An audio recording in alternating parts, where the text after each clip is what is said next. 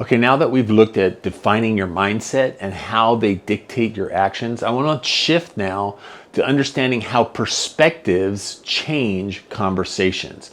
Look at Philippians 2, verses 3 to 4. Be like-minded, having love, being one in spirit and of mind. Do nothing out of selfish ambition or vain conceit. Rather, in humility, value others above yourselves, not looking to your own interests, but each of you to the interests of others. Listen, understanding how perspectives change conversations is paramount in everything from conflict resolution to replanting churches to any other functioning of communications in the local church or a business for that matter, or in a family for that matter. Perspective, that is convictional perspective, is huge. Understanding people's convictional perspective will help you target your communication, your questions, anything that you want to convey to a specific level that makes it workable, makes it applicable. If you fail to understand the other person's convictional perspective, then you are mismatched and you will not be able to communicate. So what is their perspective and from where does it originate? So let me put this up. It says the basics. The basics: conversations for change must take place at the level of convictional perspective to be effective, period. Let me throw an example out there for you. Lifestyle sin, right? You name the lifestyle sin, all right? People get really funky about the word sin. Let's talk about lifestyle sins, things that are detrimental to a lifestyle. Let's take something as simple as alcoholism, right? That would be considered a lifestyle sin in a sense. I'm not here to debate the medical, the whole genetic, all of that. Listen, we're applying a conversational principle and we're using alcoholism to convey that. All right. So let's look. If you talk to an alcoholic and you say just stop to them, right? They're going to look at you like crazy. Like, what? You have no idea. You are clueless as to your words, your perceptions. You can't just tell me to just stop. It is not that easy. And the reason why is because your conversation is at a different level. For example, the imperative just stop, this is a behavioral statement, but it's made to a capacity, ability, perspective. Do you understand what I'm saying there? Think about that for a second. You can't just say just stop because that's a behavioral statement. And it lands, or it doesn't land, it actually misses, but it's aimed at the ears of a capacity, ability person who would say, I don't have the capacity nor the ability to stop. So that conversation dies there. Think about that for a second. Let that resonate with you.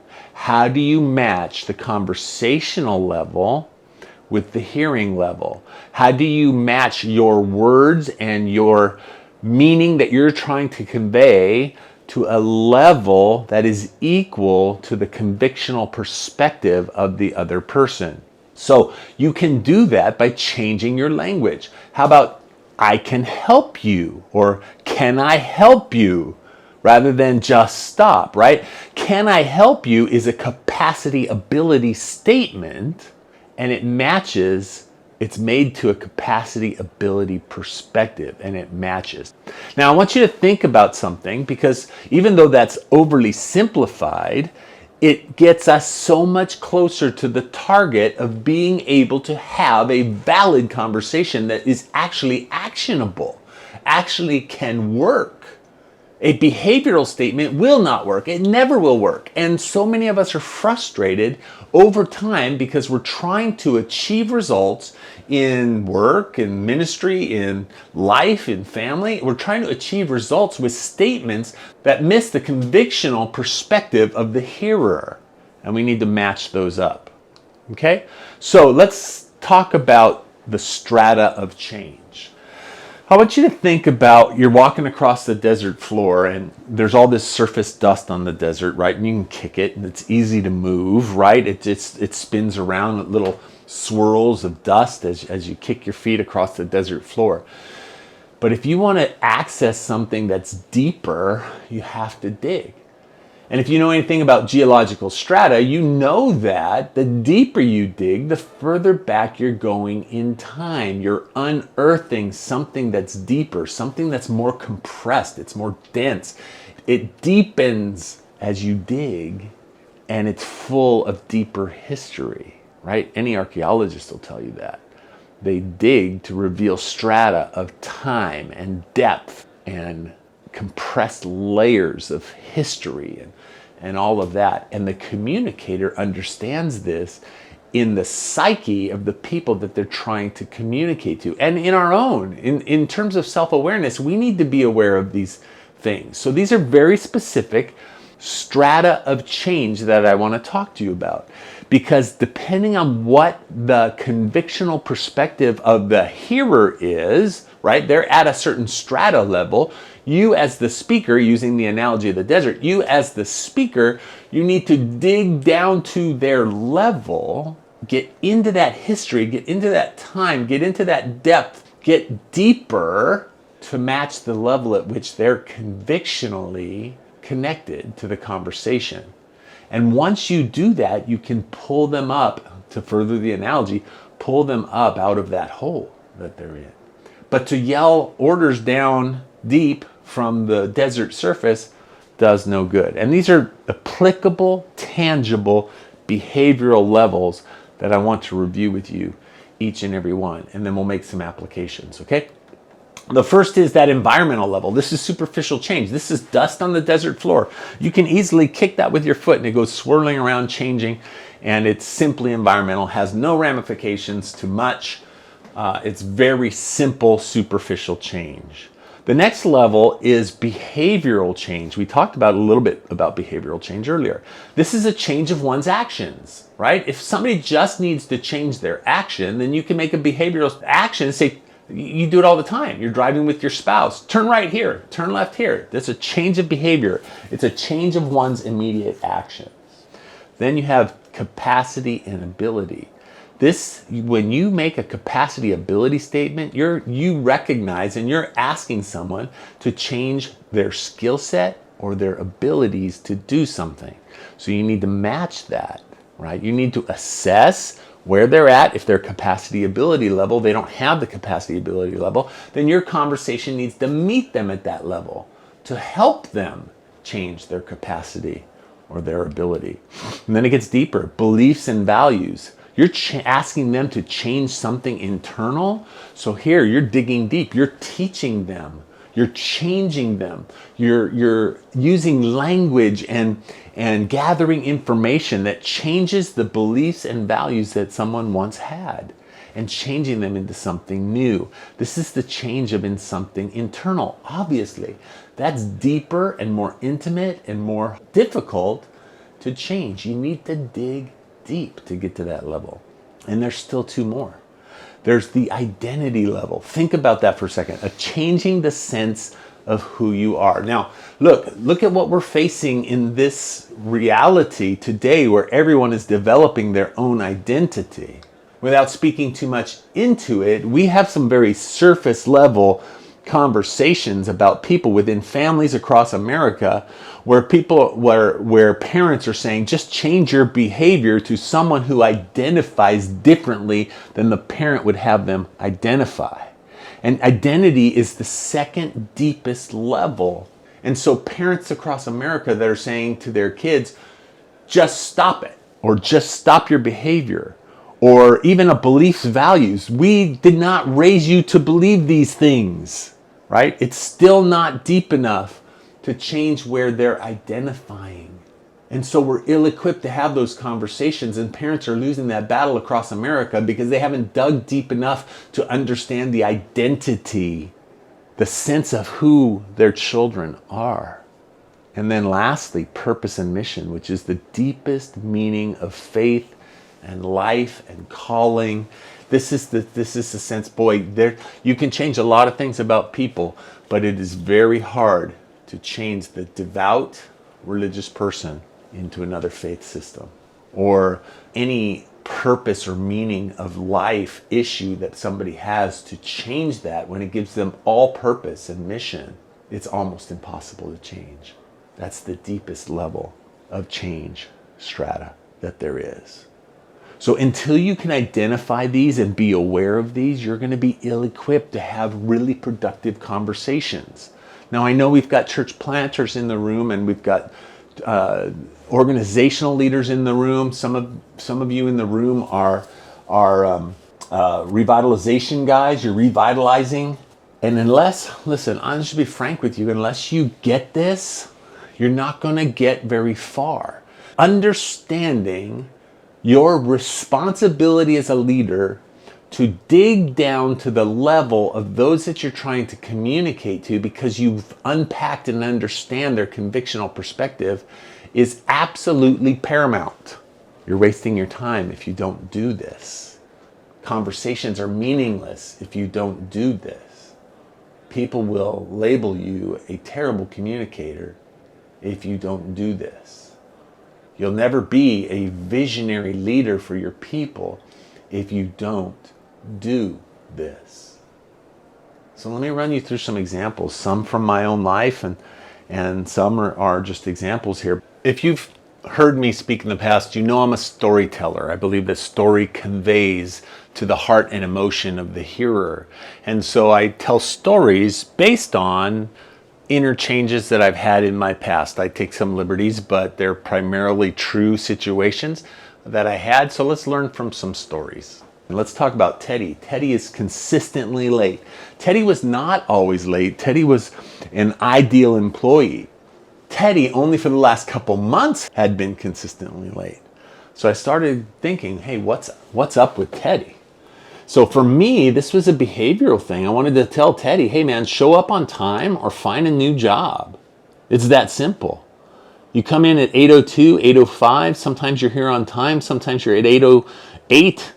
How do you get that close to being on time and not be on time? I thought it was strictly a behavioral issue. So I wanted to use a behavioral statement. Show up on time or find a new job. It was getting old.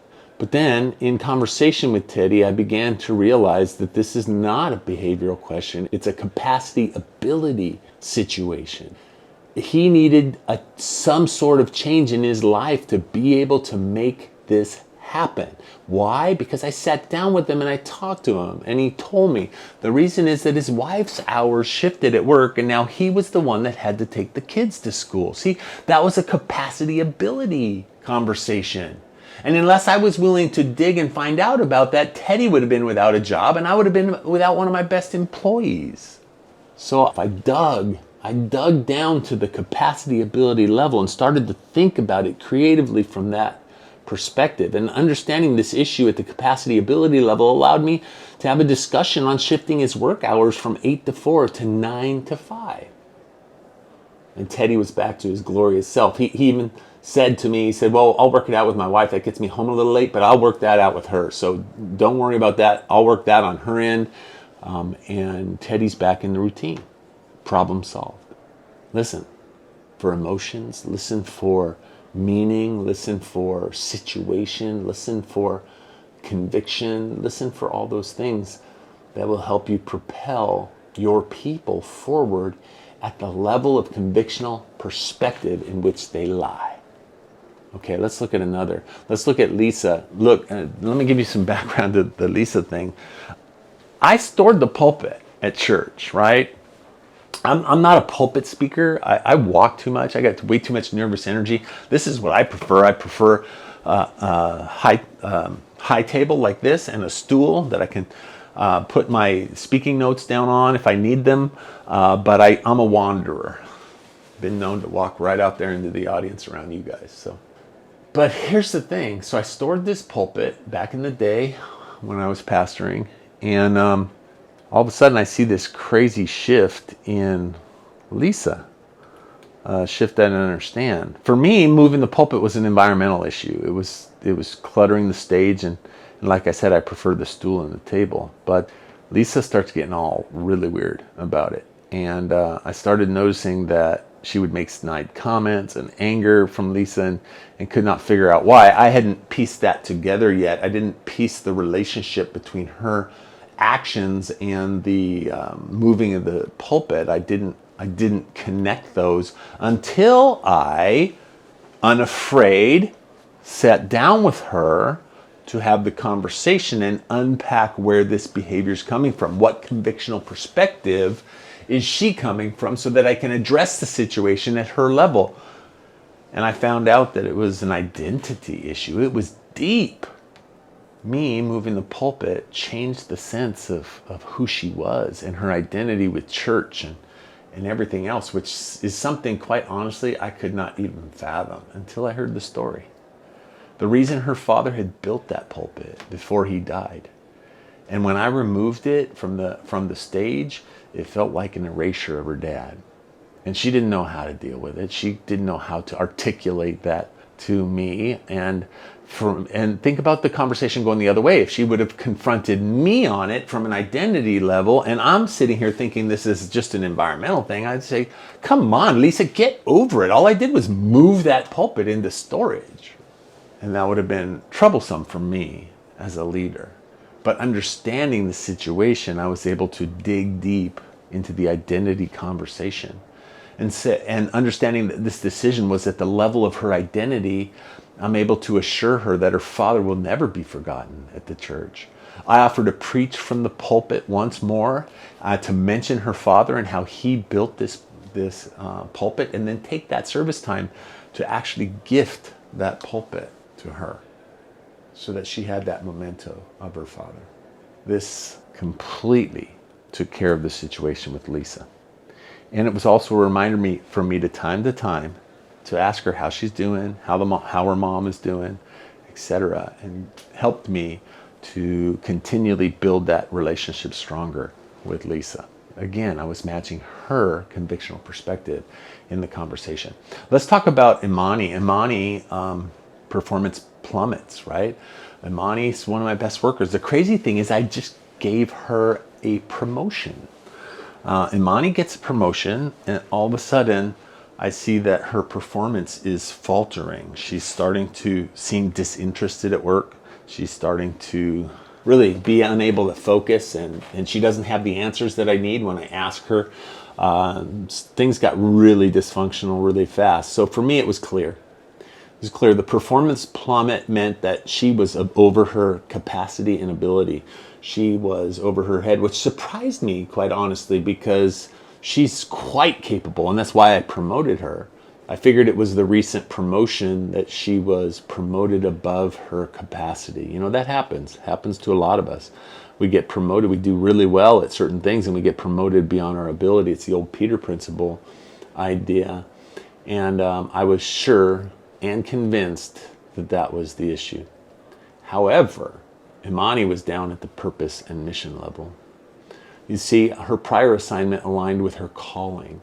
Her promotion meant more responsibility and more pay, frankly, but removed her from her sense of calling. And though she was highly capable and high capacity and totally able to do that job, I removed calling from her day to day. And so once I understood that and put myself into the purpose and mission solution mode, understanding her convictional perspective, I was able to change assignments to include the previous ministry under her supervision. So now she kept her supervisory role with the increased pay, and she's able to serve in oversight of the previous mission and call that she felt was so intimate to her life. Now, there might be times in this situation where you would have to back her out of that promotion and put her back where she's at. If it's purpose and mission, she would rather serve there than promote up. So that's a decision that you guys need to make, but that's the point. You need to be at that convictional perspective to have that conversation. All right, and then let's look at one more, Jared. At times we assume a much deeper convictional perspective than what actually exists. I know a lot of these examples are back from when I pastored. Nowhere but in ministry do you get people interactions at a whole nother level, far deeper people interactions, relational interactions than you do in the work setting, business setting, any day. I'm sorry. I don't care how relationally engaged you are as a marketplace leader, you just don't have the intimacy and relational interactions that a pastor does with his people in the church. It's incomparable, having been in both worlds. But at times we assume a much deeper convictional perspective than what actually exists. Let me give you an example with Jared. So I wanted to change up the service, right? Jared's worship leader. I wanted to change things entirely to reach another segment that we weren't reaching as well as we were. And many of you guys that are here today that are in ministry understand this, that there's a lot of sacred cows that we don't mess with in the church without ramifications, and worship is almost always one of them. So I'm already primed for this conversation. I assume that Jared was deeply vested in the current worship program, and I prepare for the backlash, right? So I'm thinking about all these ways to convey the beliefs and values, and I want to change something internal about Jared and assure that he understands the importance of reaching certain people over the importance of a worship style. All these things I'm starting to manufacture, right? Turns out, for him, his call was to reach people. It wasn't to play a certain type of music or to play this. I begin the conversation, and he says, "That's great. Simple changes. Let's do it." Because for him, it was just an environmental, superficial change that allowed him to better reach and better do what God had called him to do in worship. So I was flabbergasted. I was absolutely ecstatic. And so, you know what, those subtle surprises, when you understand this convictional perspective communication style, those subtle surprises are well accepted and desired for sure. So basically, as you can see, wrapping it up, is that when you match the hearer's convictional perspective, you are much more capable of conveying and effectively communicating and initiating change than if you don't. And not only if you don't, but you rarely can initiate change if you fail to do this. And when you have if you're not aware of this, if you have in the past affected change effectively, and you've spoken to and led dynamic change, you did this, you just didn't know it. The purpose of the training today is so that you know this, so that you can implement it more frequently as you convictionally move in people's life to change their perspectives and to effectuate change in your organization. Once you understand how perspectives change conversations, your leadership journey can start anew at a whole nother level, at a whole nother depth, if you will, as you dig deep to match people where their convictional perspective is.